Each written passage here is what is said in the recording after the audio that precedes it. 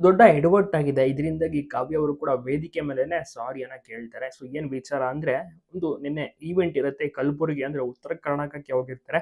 So ಒಂದು event ತುಂಬಾನೇ ಚೆನ್ನಾಗಿ ಕೂಡ ನಡೆಯುತ್ತೆ. ಇವ್ರನ್ನ ಗ್ರ್ಯಾಂಡ್ ವೆಲ್ಕಮ್ ಮಾಡ್ತಾರೆ. ತುಂಬಾ ಜನ ಸಹ ಸೇರಿರ್ತಾರೆ. ಆಡಿಟೋರಿಯಂನಲ್ಲಿ ಒಂದು ಕಾವ್ಯ ಅವರಿಗೆ ಮತ್ತೆ ಇನ್ನಿತರೆ ಒಂದು ಪ್ರಶಸ್ತಿ ಕೊಡುವಂತ ಒಂದು ಕಾರ್ಯಕ್ರಮ ಆಗಿರುತ್ತೆ. ಕಾವ್ಯ ಅವರು ಸಹ ಹೋಗಿ ಭಾಗಿಯಾಗಿರ್ತಾರೆ. ಪ್ರಶಸ್ತಿಯನ್ನ ಕಾವ್ಯ ಅವರು ಕೂಡ ನೀಡ್ತಾರೆ ಮತ್ತು ಅವರು ಕೂಡ ಸ್ವೀಕರಿಸ್ತಾರೆ. ಒಂದು ಟೈಮ್‌ನಲ್ಲಿ ಹಲವಾರು ಅಭಿಮಾನಿಗಳು ಕಾವ್ಯವರನ್ನ ನೋಡಕ್ಕೆ ಬಂದಿರ್ತಾರೆ. ಮತ್ತೆ ಹಲವಾರು ಗಿಫ್ಟ್ ಗಳನ್ನ ಸಹ ಕೊಡ್ತಾರೆ. ಫೋಟೋ ಫ್ರೇಮ್ ಗಳನ್ನ ಕೊಡ್ತಾರೆ. ಸೊ ಅದರಲ್ಲಿ ಗಿಲ್ಲಿ ಮತ್ತೆ ಕಾವ್ಯ ಫೋಟೋ ಸಹ ಇರುತ್ತೆ. ಅದನ್ನ ಕೊಡುವಂತ ಟೈಮ್‌ನಲ್ಲಿ ಅಲ್ಲಿ ಆಯೋಜನೆ ಮಾಡುವಂತವ್ರು ಆ ಒಂದು ಫೋಟೋ ಫ್ರೇಮ್‌ನ ಕಿತ್ಕೊಳ್ಳೋದಾಗಿರ್ಬೋದು, ಒಂದು ಮೈಕ್‌ನ ಕಿತ್ಕೊಂಡು ಕಾವ್ಯ ಅವರಿಗೆ ಕರೆಕ್ಟಾಗಿ ಮಾತನಾಡೋಕ್ಕೂ ಸಹ ಬಿಡ್ಲಿಲ್ಲ. ಇದರಿಂದಾಗಿ ಅಭಿಮಾನಿಗಳು ಸಹ ಬೇಸರ ವ್ಯಕ್ತಪಡಿಸಿದ್ದಾರೆ.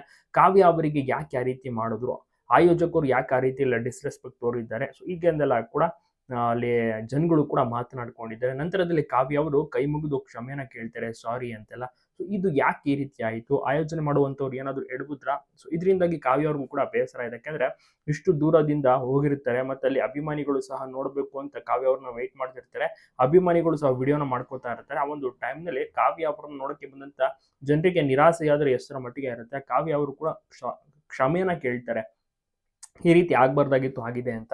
ಬಟ್ ಯಾಕೆ ಆ ರೀತಿ ಮಾಡಿದ್ರು ಗೊತ್ತಿಲ್ಲ. ಫೋಟೋ ಫ್ರೇಮ್ ಕೊಟ್ಟಿದ್ದಕ್ಕೆ ಅಭಿಮಾನಿಗಳು ಖುಷಿ ಆಗುತ್ತೆ ಅಂತ ಅವರು ಕೊಡ್ತಾರೆ. ಬಟ್ ಇಲ್ಲಿ ಕಾವ್ಯ ಅವರಿಗೆ ಕೊಟ್ಟಂತ ಫೋಟೋ ಫ್ರೇಮ್‌ನ ಯಾಕೆ ಇವ್ರು ಆಯೋಜಕರು ಕಿತ್ಕೋತಾರೆ ಮತ್ತೆ ಮೈಕ್ ಕಾವ್ಯ ಅವರಿಂದ ಕಿತ್ಕೋತಾರೆ. ಮಾತನಾಡಕ್ಕೂ ಕೂಡ ಬಿಡೋದಿಲ್ಲ. ಸೊ ಇದು ತುಂಬಾ ಜನರಿಗೆ ಅರ್ಥ ಆಗ್ಲಿಲ್ಲ. ಯಾಕೆ ಈ ರೀತಿ ಮಾಡೋದು ಆಯೋಜಕರು ಅಂತ. ಸೊ ನಿಮ್ಗೆ ಅನಿಸುತ್ತೆ ಇದ್ರ ಬಗ್ಗೆ ತಪ್ಪದೆ ಕಮೆಂಟ್ ಮಾಡಿ. ಹಾಗೆ ಎಲ್ಲ ಕಡೆ ವಿಡಿಯೋನ ಶೇರ್ ಮಾಡೋದನ್ನ ಮಾತ್ರ ಮರಿಬೇಡಿ. ಸೂಪರ್ ಆಗಿದ್ದಾರೆ ಕಾವ್ಯ.